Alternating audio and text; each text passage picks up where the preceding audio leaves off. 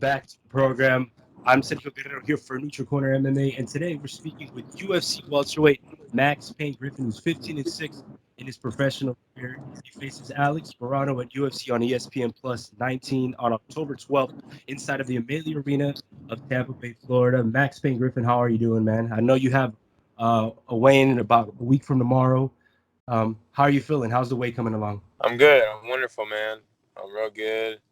I'm a little bit thirsty, but that's because I've been busy the last couple hours. But I'm hydrated. I'm eating a lot.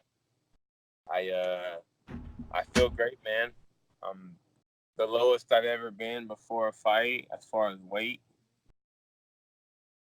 and I feel great, man. Awesome. I'm glad to hear that everything's on track and everything's going well. Man, I've seen your Instagram. Listen, I've seen you train at Marinobles, Game Fit, Sacramento BJJ Fight Academy, the Carnage BJJ and Kickboxing Academy, taking classes with the Swim Institute, Combat Sport and Fitness. Man, you're everywhere. I know your workload is pretty heavy right now. You said it yourself that you're working out from 5 to 7 hours a day at some points, if consistently as possible. How is that for you, man? And has your career always been like that for you? It's well, I figured out now that as you grow and learn, you train at different places and try different things out, and a lot of it too. It's like it's a selfish sport. So what I've done now is really got a little bit more selfish. I mean, it seems like I got to a lot of places, but it's spaced out, accordingly. I used to overdo it, which it may not seem like may seem like I overdo it now. Um, but I have a shit ton of recovery that I add in. That's a major point in my career, man. I used to do all this stuff and work full time. I had like a job, a corporate job. Now I could do all my corporate job, now I could do all my training, and then I have time to take naps and time to heal, time to go to cemetery and get measured and get fixed up. You have to. It's like I'm like a race car, man. You got to go to the shop and rotate your tires and get tune-ups and shit. Put gas in. You can't just um, race that shit into the ground. You know what I'm saying? Speaking of racing it into the ground, I've listened to other interviews of yours. You've talked about, in my training, in my sparring, mainly in your sparring, you don't really go 100%. When did you learn that? Not anymore, man. I mean, we used to me and Anthony Hernandez, man. We used to just give each other concussions back and forth, man. And when you hit hard as us, I mean, we're talking gloves and big gloves, headgear. We're still getting concussions. Like, we hit too hard, bro. So, for longevity, and I've just realized, man, I'm getting hurt. I was getting hurt a lot when we were sparring. When we'd spar, bro. 'Cause I can't spar with a lot of guys like that. But me and Anthony can go like that. We can spar. Everyone else, you can't do that. They die, and you can't. They just can't do it. So when me and Anthony would spar, the whole gym would stop, and like, I don't care if they're sparring, they'll stop sparring and watch. You know what I mean? Which we found out, we're getting hurt. We're getting hurt before fights, hurting our hands, hurting our shoulders, just getting hurt, along with our head. But so what I do now, I still spar.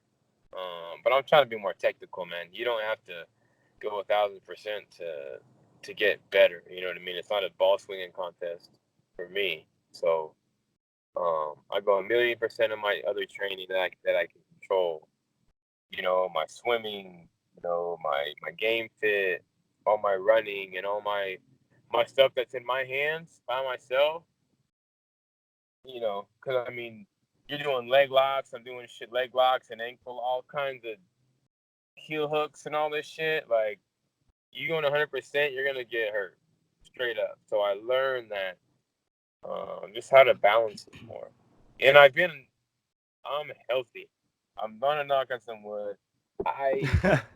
You're always right. The fighters say, "Well, I'm fine." We're always bust it up in some capacity. But right now, man,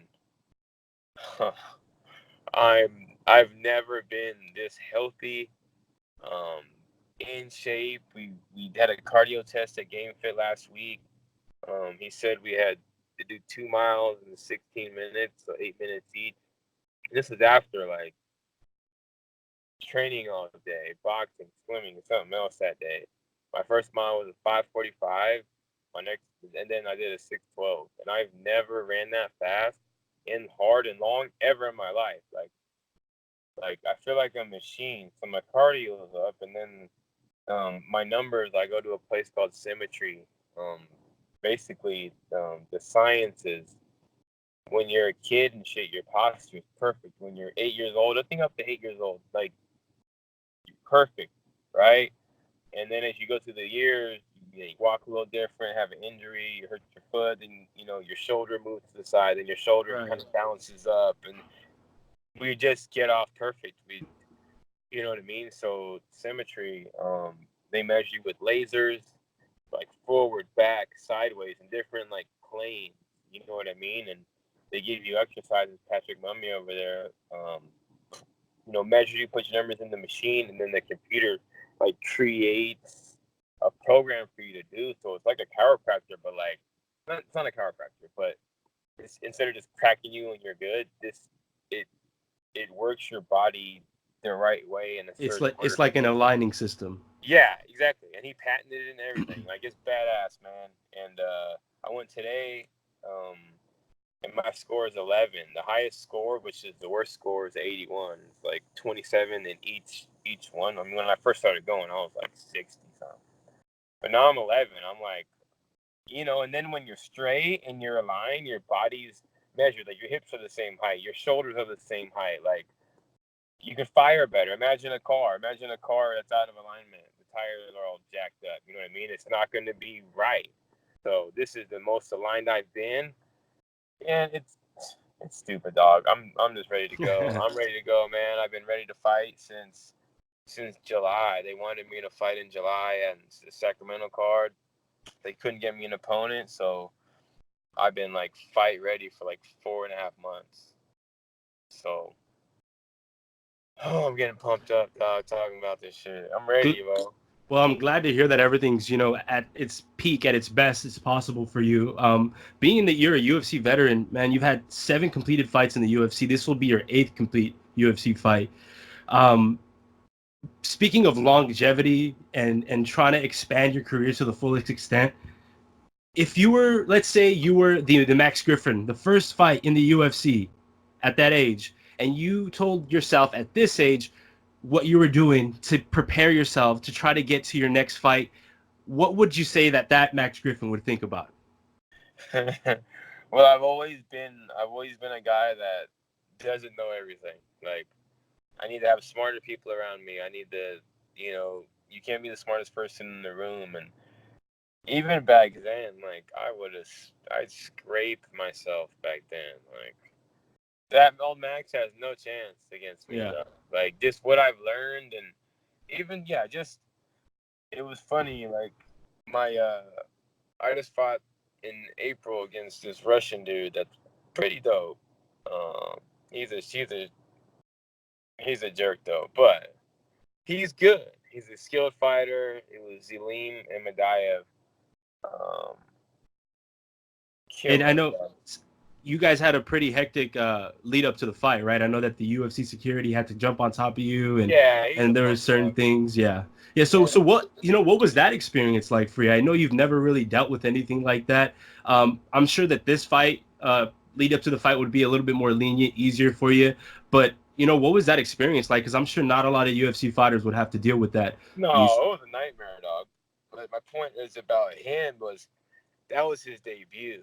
You know what I right? mean? So about the debut, like that was his first fight. You know what I mean? And then that made me last fight think about I've had shit 6, 7 of these. Like I know how different it was for me to to to get in there and how I felt on my first one to now. So I really use like the veteran on him. You know what I mean? Like Yeah. that's when I felt like a vet. Like he he's good, but he's new. You know, he doesn't know what it's like. He doesn't know what to expect. He got the nerves. He doesn't know how to act. You know what I mean? It's big. It's big, man. Your first UFC, you don't know. It messed me up on my fight, you know, against Colby. So, but yeah, it was a nightmare, man. He said I was talking shit. Screw him, dog. Like, yeah, he was a clown, bro. I was saying facts, and he got upset about that, and then wanted to run up on me when I was eating breakfast with my family. You know what I mean? And he's lucky my family wasn't there. They went to go to the buffet to get some food. Like, if my son would have been there, shit, I probably would have got suspended. Straight up. It would have been a Usman and Colby situation. If my son was there, I would have got suspended. But he waited for everybody to leave, all the coaches, all my training partners, you know. Yeah. And then you talking shit, you know. And then he swung his like hand, hit my water. It like went over some people like next, like eating breakfast. We're in like a ritzy hotel. Yeah. And then he waits for who was there? Francis Ngannou was right there. Stood up, grabbed him, and then he waited for all those people to run over to him. They grabbed him, and then he started doing like hold me back thing. You know what I mean? Like, we were right there, bro. You could, you know what I'm saying? Like, it just seems like he kept doing shit, and then he just kept doing shit. I didn't want to get suspended. I had money to make. Why am I gonna fight him? I was like, I'll fight you tomorrow. Like, we're fighting tomorrow. I'm not gonna get suspended and make $0 and then be suspended for 6 months, a year. Like, makes no kind of sense. You know what I mean? So I mean, even after that, I didn't want to see him. I told them, like, he's around me, like, we're gonna fight. Like, so I had like my coaches around. I always had to have people with me in between us, just in case he was around the corner. You know what I mean? Yeah. Because the last thing I want to do is get suspended and just ruin UFC 236. So I'm glad that was over. It was just stressful for my mind, like. I'm sure it was a bit stressful for you, but, you know, looking into the future, more so next Saturday, your opponent, Alex Morono, he's the complete opposite of your last opponent. It's not his UFC debut. He's been in the UFC for some time. He has one fight over you in the UFC. He has 8 completed. This will be his 9th.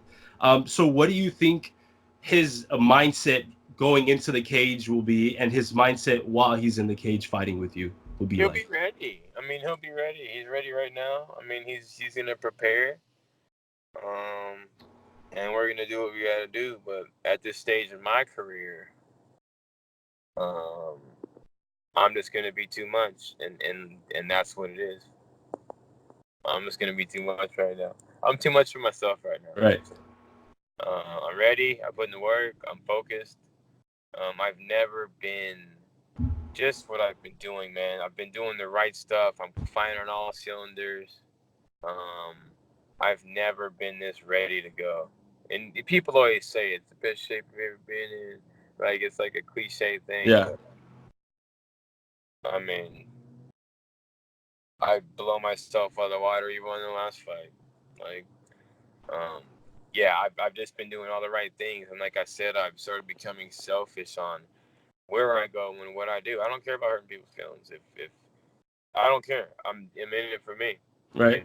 I'm in it for me, and I found what works, and that's the only thing I'm doing. I'm only doing stuff that works for me in my time, my timeline, my schedule, my life, work balance. Like, that's all I do now. It's structured and it's perfect, man.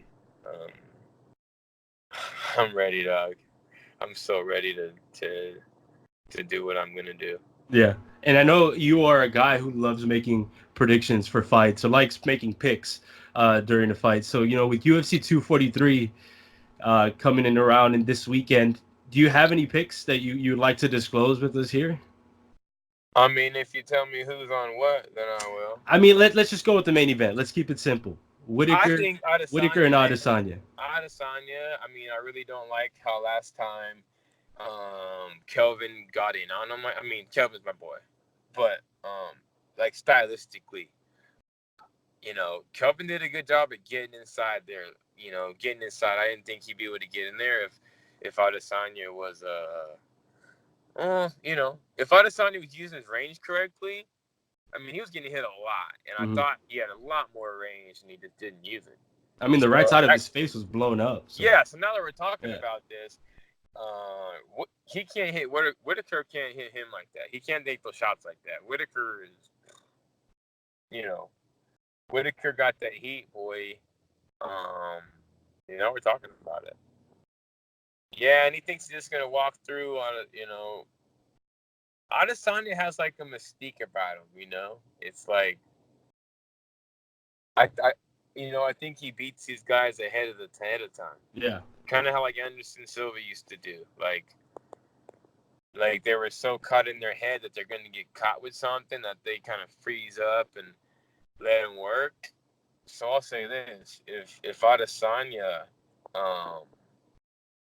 just starts firing on him, I think he could land and put him away. But if Whitaker just doesn't care about all that and gets in there and lands those shots, he'll finish him. So right now, I don't know. It could go both ways, and I'll make my pick Saturday. But now that you got me talking about it, now I'm kind of working through it in my head. Gotcha. And speaking on specific fights for this weekend and next weekend, this weekend you have 3 welterweight bouts. Next weekend you have 3 welterweight belts as well, including yourself. One of the fights that really stands out to me is Nico Price versus James Vick. Who's your pick on that one, man? I know it's Team Welterweight, man. Nico's my boy, man. I know Vic's coming up in weight. I got Nico, man. Okay. I know Vic's huge. He's huge. I want to say he's from Texas too. Not like that matters, but Morono's from Texas too. Right. So. With all this movement in the welterweight division, man, what? Let's say you get this dub this next weekend. What's next for you? What is it that you want? And I know you've talked about people who talk and say all these things, get the rise, they get all the attention. You talk, but you don't talk in the fashion of talking, in lack of a better word, talking shit. So what is it that you feel you have to do to get yourself into those ranks? I mean, you've beat Mike Perry, and Mike Perry is always in the conversation for every fight. So I feel like at some point there has to be a boundary or the line that determines who's next and who's not, and who needs to be talked about and who really doesn't. No, I know what you mean, man. After this next fight, man, I'm gonna do what I gotta do this fight. I'm so excited. I'm telling you, I can't wait. Okay. Right. And then after that, I want 15 through 10.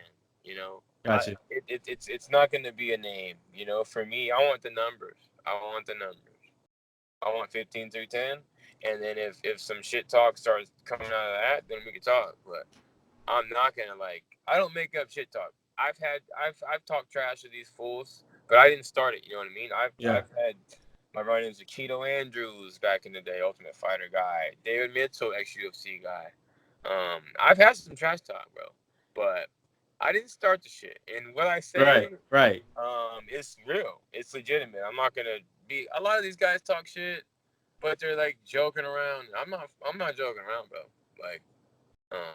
Like Mike Perry saying all this stuff. I still gotta smack him. I still owe him my backhand. You know what I mean? It's really. I haven't seen him since. But yeah, man, my younger day was a little bit different than it is now, dog. Right. I'm not one of these guys. Well, I was just saying it for the camera, man. No, I'm not like that, dog. Right. You talk about my mom or something, I'll smack you. That's what it is. What you see is what you get, basically. Yeah, exactly. A lot of these guys, even Mike Perry when he was talking shit originally. Man, it was for the camera, man. It's cool. Melander was talking all this shit, and then after he's like, man, it was just, for the camera, man. Much respect, man. You're a great fighter, but it was just for the camera. I'm not one of those guys. I'll never say it's just for the camera. It's shit for the camera. And we'll see, man. We'll see after this one. I mean, I'm gonna win, but what I'm saying is, after I say 15 through 10, then we'll see if anyone gets offended by that, because like I said, it's I want all of them. but I don't think they're gonna get this. These guys, they're not just gonna give me someone. I don't think they want me to just step up in line like that. It's real protective over those numbers. Right. So I'm doing a mild, 15 through 10, something that they could actually do. I'm not gonna say I want number one. I'm not gonna get that. So let me get number 1 through 15 through 10. Let me get 12, and then I'll beat 12, and then shit, we'll go. 6 up. You know what I mean? I'm gonna Yeah. do it like that. Yeah. Just break it down until it's time, baby.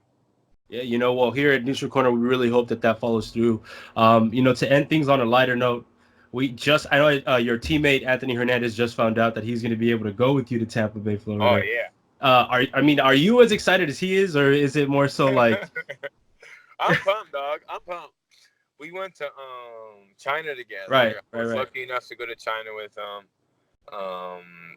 I've been with him, man, for 10 years, man. He came to the gym. I put him under my armpit, man, and put him under my wing and kind of showed him the way. And he's a killer, man. And it's a blessing to have someone that good and talented and such a good person, man. To And rock young. with me. Yeah, he's a youngster. I think he's 25. But now, I mean, yeah, he texted me this morning, like, we in there, dog. So, yeah, it's good energy, man. It'd be something for me to not beat up on, but to move around with when I'm out there. And a lot of it's energy, man. It suits around. It's how you feel, A lot of times when you're out there, you get all stiff. You're in a foreign place. You don't know how to be. Like, it's about being comfortable, man. And I'm comfortable. I made him comfortable out in China. So Nice. It's going to be good.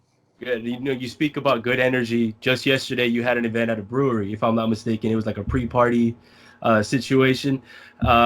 What was that like to have all your fans there, all your supporters? I'm sure you've done this prior to other fights, but was this time any different the others or any more It was special? special, man. Yeah.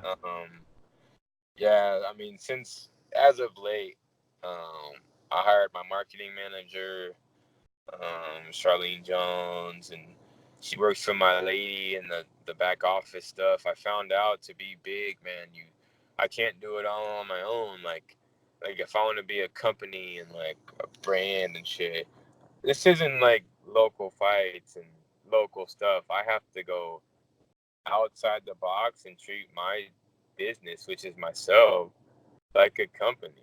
I have Right. to. I have to. The UFC doesn't do it. You know what I mean? You have to do it on your own. And my goal is to be major, bro. I came up with my own brand, MPG.